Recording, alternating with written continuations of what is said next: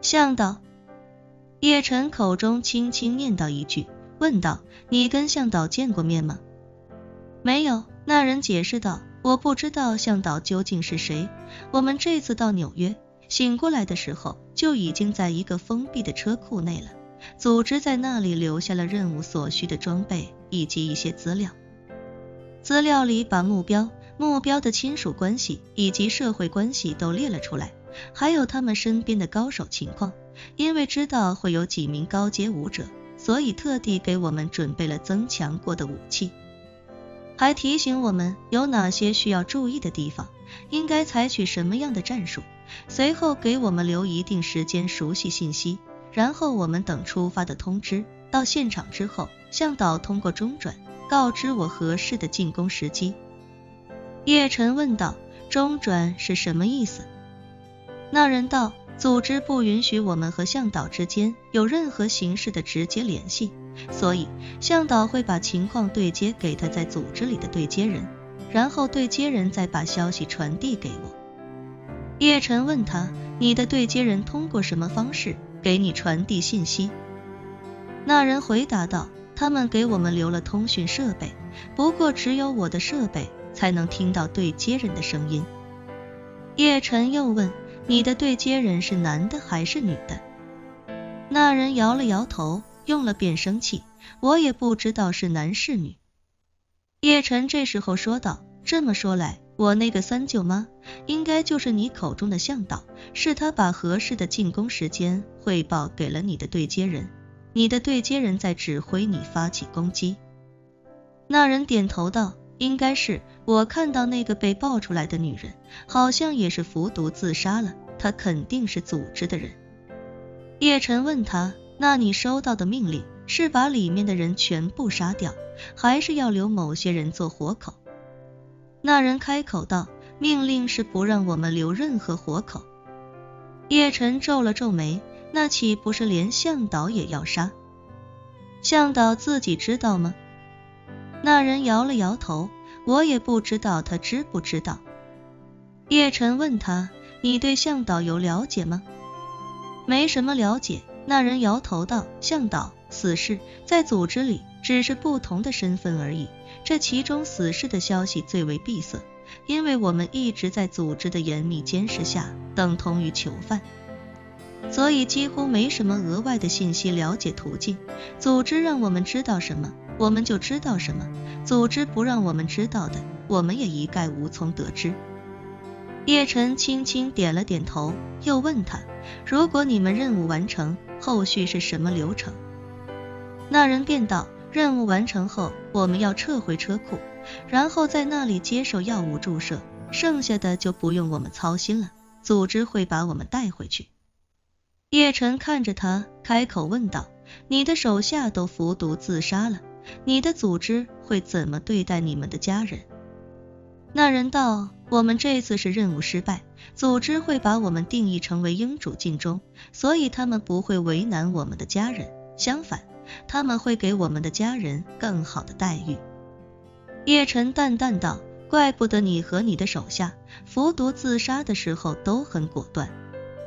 是，那人点了点头道，对绝大部分死士来说，基本都不得善终，而且大部分都是惨死，若是尽忠而死的话，没什么痛苦，一眨眼就过去了，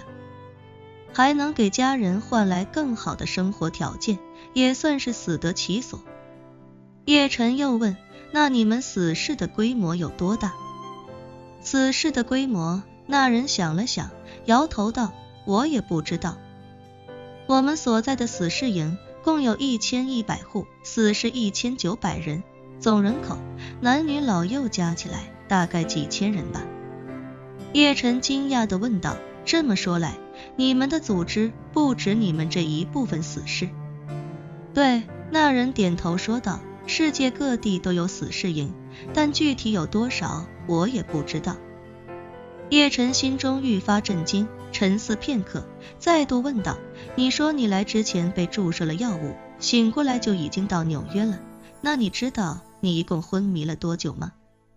不知道。那人摇头道，死士营中不允许任何人知道日期与时间，我们看不到日出，也看不到日落，只是灯亮而作，灯灭而息。而且我曾经悄悄计算过，我们在死士营里的生活作息好像并不是按照每天24小时来的，他们好像故意把每一天的时间弄出些许偏差，今天比昨天长，昨天又比前天长，久而久之，就算我们出任务的时候知道过准确的时间，回去一段时间以后，记录也会出现偏差。叶晨问他，你是靠什么计算出了时间的偏差？那人道，我在碗底打了一个很细的洞，装满很细的沙土，从第一天起床铃响的时间开始，漏到第2天铃响，然后把细沙土重新再漏一遍，第3天铃响的时候，细沙土有时会提前漏完，有时会来不及漏完，所以我才推测里面的时间与外面的时间有偏差，所以时间一久，我们也不知道外面到底何年何月。叶晨好奇地问道，你悄悄做这么多事情，是想找机会逃走吗？不算吧，那人苦笑一声道，就算有机会逃出来，难免也是个死，我更想多了解一下死士营运作的机制，如果真有机会逃出来，就把死士营里的一切曝光出去，要是能毁掉死士营，让以后不再有人重蹈我的覆辙，那就再好不过了。叶晨点了点头，淡淡道，看来你也并没有被组织彻底洗脑。洗脑？那人摇头道，组织不屑于对我们进行洗脑，我们自己的命和家人的命都掌握在组织手里，洗脑与否并不重要，组织也知道我们都不愿世代为奴，从这一点上，我们可以算得上是这个世界上最恨他们的人，但他们也不在乎，因为他们知道我们没胆量也没能力背叛组织。叶晨微微颔首，心里清楚，这个人知道的已经差不多都说完了。这时候万破军开口问道，你应该知道你醒来的车库在哪里吧？知道，那人如实道，我们醒来的车库就在纽约布鲁克林。万破军看向叶晨，叶先生，这是他们与组织唯一产生过交集的地方，那帮人提前布置车库，肯定会留下信息，如果我们以这个为线索反查的话，应该能查到一些线索。叶晨摆了摆手，淡淡道，不必查了。万破军急忙问道，叶先生，这可是唯一的线索了啊。叶晨认真说道，那也不必查了，对方既然这么谨慎，该处理的线索早就已经处理过了，我们这时候去那里查，只会暴露我们自己，而且就算查出什么线索来，也没任何意义。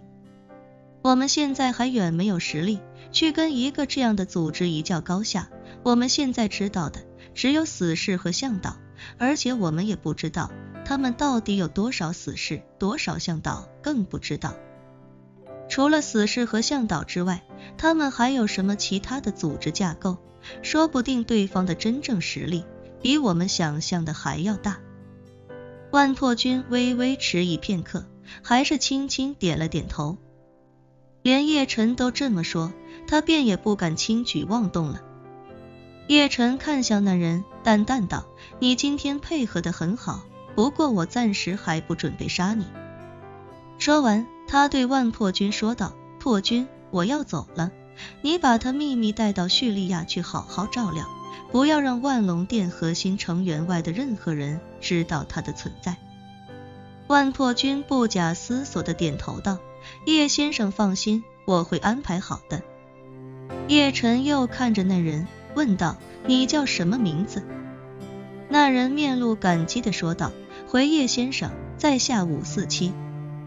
叶晨问他，哪个武？武术的武，还是单立人的武？